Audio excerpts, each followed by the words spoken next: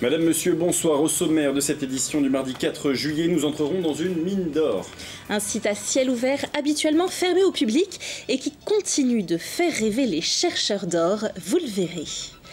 Autre lieu historique, celui-là, mais qui a trouvé une nouvelle destination, la Citadelle des Anges à Télocher. Un spectacle y est joué chaque été. Enfin, une randonnée, oui, mais dans le noir, c'est plus drôle. Cela se passait à la Bazoge pour 276 marcheurs.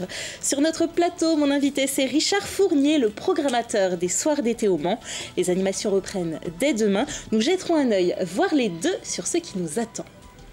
Le site que vous allez découvrir maintenant est habituellement fermé au public. Exceptionnellement, il était possible de le visiter ce samedi. Il s'agit des anciennes mines de Rouet en Champagne, près de Sillé-le-Guillaume. Des mines d'or et d'argent à ciel ouvert, exploitées par une filière du groupe Total au début des années 90. Aujourd'hui, le site a été réhabilité, mais la fièvre de l'or en fait toujours rêver certains. C'est en tout cas ce qu'a pu constater Laure Girard. Les enfants de Rouet en Champagne rêvent de trouver de l'or sous leurs pieds. Ça, c'est très bien, ça, on dirait de l'or. Un jeu qui était en fait une réalité dans cette ancienne mine exploitée de 1988 à 1996. En 8 ans, 3 tonnes d'or et 9 tonnes d'argent ont été extraites de la terre sartoise, ici même. Alors derrière nous, on a un lac qui est en fait l'ancienne mine principale d'exploitation. Il faut imaginer lors de l'exploitation du site un creux, une carrière en fait de 30 mètres de profondeur qui a aujourd'hui été comblée par un lac qui s'est formé avec la remontée de la nappe phréatique. Un lac et de petites collines sur 7 hectares de terrain. Voilà ce qui reste de l'ancienne mine. Ces collines, justement, ce sont les 8 années d'exploitation du sous-sol qui les ont formées. Sous la végétation, qui a repris ses droits, reposent 300 000 tonnes de minerais. Ce qui est impressionnant, c'est d'avoir toutes ces collines là. Ça veut dire qu'on a quand même extrait pas mal de tonnes de terre, enfin de tonnes de... Et le site a beaucoup changé parce qu'avant c'était complètement plat. Sachant que je suis né à Rouet en Champagne, moi je venais à la pêche, pêcher autour des douves de la ferme. C'était la ferme de la Goupillière. Voilà. Lors de cette visite guidée, beaucoup de voisins curieux d'apprendre ce que va devenir le site, propriété du groupe Total. Aujourd'hui, on a un projet pour le site, mais c'est un projet d'installation d'une ferme photovoltaïque. C'est une filiale de Total en fait, qui cherche à se développer dans les énergies renouvelables.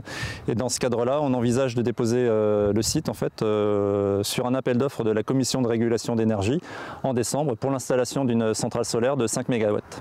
7 hectares de panneaux photovoltaïques pourraient prendre place pour une production équivalente à la consommation annuelle de 2500 foyers. Déjà exploités pour leur fer par les Romains il y a 2000 ans, les mines de Rouet en Champagne n'ont pas fini de transmettre leur énergie à l'homme et aussi un peu de rêve aux enfants. L'équipe de France de boxe féminine senior olympique s'entraîne au Mans. Une semaine de stage dans le gymnase du Le Mans Boxing Métropole pour préparer le championnat de l'Union européenne. La dizaine d'athlètes est présente pour perfectionner sa technique à moins de 2 mois de cette compétition. Et si les filles s'entraînent aux Glonnières, elles dorment au lycée Sud et font de la musculation au club du Samouraï 2000.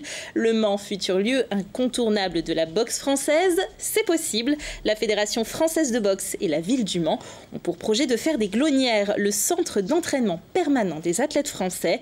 Un projet qui verrait le jour à l'horizon 2018. Plus d'informations dans notre journal de demain. Et continuons de vadrouiller dans ce journal avec un autre lieu historique, mais réinventé celui-ci.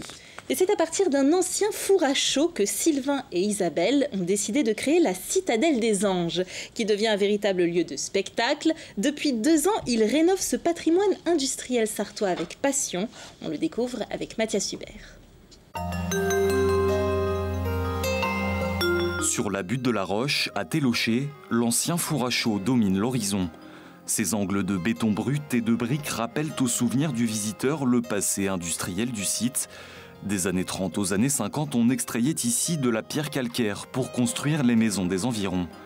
Mais depuis 2 ans, une nouvelle vie anime ce château du XXe siècle.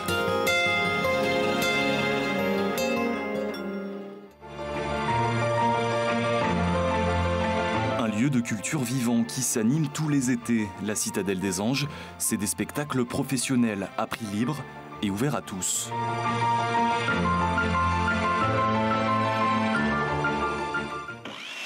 Cette idée un peu folle, c'est celle d'un couple d'artistes tombés amoureux du lieu et de son histoire. Sylvain Michou, en réinventant le four à chaud, a réalisé son rêve d'enfant. Ce qui m'a attiré, c'est le côté château fort. C'est-à-dire je rêve d'un château fort depuis des années, un vrai château fort médiéval. Et là, j'ai un château fort industriel qui est assez extraordinaire par son architecture. Et puis quand on tombe amoureux de quelque chose, on ne sait pas pourquoi, mais en tout cas, on sait qu'il faut y être. Le four à chaud de Télocher est emblématique dans la région. Les habitants ont tous été au moins une fois escalader ses tours. Lorsqu'il a été racheté, l'accueil a été positif. Les gens l'ont bien reçu parce que quand on s'attaque à un lieu et qu'on le respecte surtout, l'idée c'est de ne pas le transformer en un casino, mais à la fois de lui conserver son côté usine et sa mémoire, et en même temps d'en faire un lieu culturel. Donc je crois que les gens sont au départ surpris, et en même temps on a très rapidement communiqué avec les voisins ou les gens un peu plus loin. Et ils ont vu notre engagement dans ce lieu-là et puis la façon dont on allait travailler avec ce lieu-là, donc avec le respect du lieu tout simplement. On y est bien et puis on y est calme. Donc ça compte énormément. Les vibrations sont excellentes dans ce lieu-là. Isabelle, la compagne de Sylvain, est sartoise d'origine. Elle connaît bien ce lieu pour l'avoir exploré dès l'enfance avec son père. Aujourd'hui, elle y habite et le réinvente.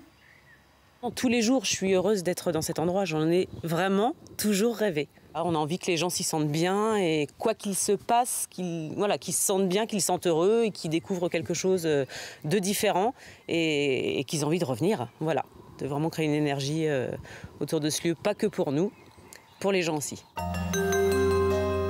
La Citadelle des Anges va se réveiller dès le 15 août pour une nouvelle saison de spectacle. Un lieu unique et multiple au cœur de la campagne sartoise. Attention aux travaux sur l'A11, il va falloir adapter son itinéraire.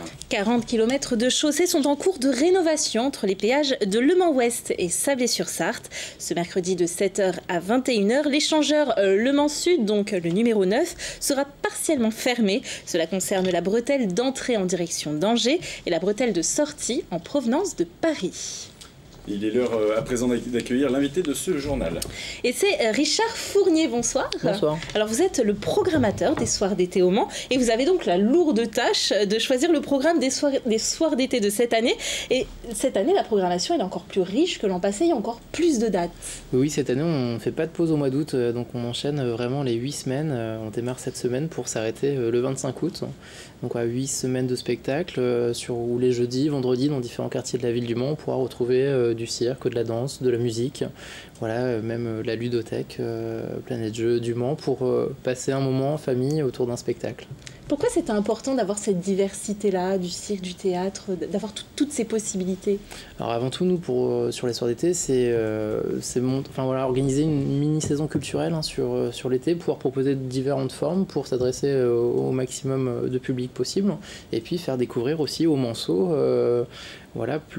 beaucoup de spectacles, plusieurs types de spectacles, et même mélanger musique, cinéma, ciné-concert, danse, théâtre. C'est vraiment une volonté d'avoir une programmation plurielle. Alors les spectacles sont différents, mais les lieux aussi, puisque chaque spectacle est joué dans un lieu différent et parfois même insolite. C'est ça, oui. On a essayé vraiment d'aller dans différents lieux de la ville du Mans, proposer 15 lieux différents. On aura juste le final qui se déroulera sur le même lieu, l'île aux planches. Et parfois, on va aussi, on aime bien sur les soirs d'été, proposer aux Manceaux d'aller redécouvrir la ville.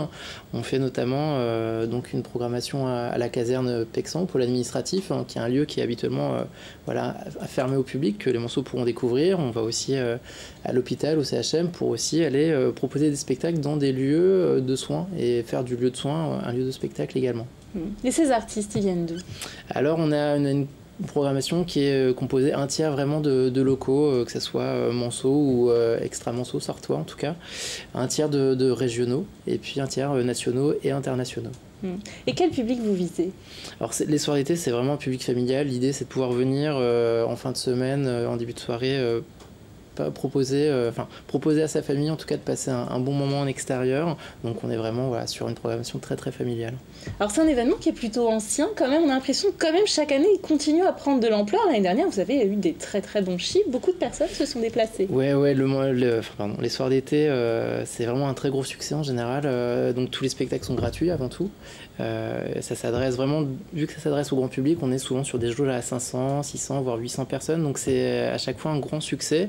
Et après c'est la météo qui nous dicte un petit peu la fréquentation du festival. Et oui, vous êtes très dépendant de la météo. Où est-ce qu'on peut trouver les programmes pour savoir? En fait, le programme des soirs d'été est dans le guide de l'été de la ville du Mans. Donc, c'est le petit guide qui est distribué sur l'ensemble de la ville. Et on peut retrouver toutes les informations nécessaires dans ce guide ou sur le Facebook des soirs d'été. Voilà, bien joli événement qui démarre. En tout cas, merci beaucoup Richard Fournier d'être venu. Merci à vous. Gilet fluo et lampe torche partons pour une randonnée nocturne à la Bazoge. Une 9e édition placée sous le signe de la bonne humeur et de la contemplation. Comme chaque année, le tracé de la randonnée est différent et à la nuit tombée, les paysages vallonnés changent de visage. Reportage. D'ordinaire, les marcheurs hâtent le pas à la nuit tombée. Ici, c'est justement ce qui fait l'originalité de l'événement, flâner entre chiens et loups. 276 marcheurs avalent les kilomètres, 8 ou 15 selon l'itinéraire choisi. Parce qu'il faisait beau déjà, et puis le sport c'est bon quoi, et puis on retrouve des amis, voilà. Donc c'est bien, c'est convivial. C'est l'aventure parce que c'est la première fois que je le fais, donc voilà, c'est une découverte. Une météo parfaite et une découverte à couper le souffle. Les paysages se parent peu à peu d'une magie et du mystère que seule la tombée de la nuit est capable de donner. La Bazoge, c'est les anciennes carrières de Roussard, donc vallonnées, c'est vrai que c'est assez chouette. Là, c'est festif, hein, c'est de la pure joie de venir randonner la nuit pour voir, entendre les bruits des grillons. Peut-être une chouette dans les fins fonds des bois. Les oiseaux nocturnes, je pense que dans les sous-bois, sur le 15 km, il est tout à fait possible de les entendre. Le 8 km, il est pour tout le monde. Vous voyez la corpulence du président. Il y a pas de... Le 15 km, vous l'avez testé vous-même. Vous avez vu donc le niveau des tout premiers est assez élevé. Oui. À mi-parcours, une pause gourmande et on repart sous un ciel bientôt empli d'étoiles. Allez, c'est la fin de ce journal. On se retrouve dans un instant pour la météo qui, elle, repart à la hausse. En tout cas, là, je parle des températures. Vous allez le voir. Et puis, on se retrouvera ensuite sur le plateau pour le Face à la Rédac. À tout de suite.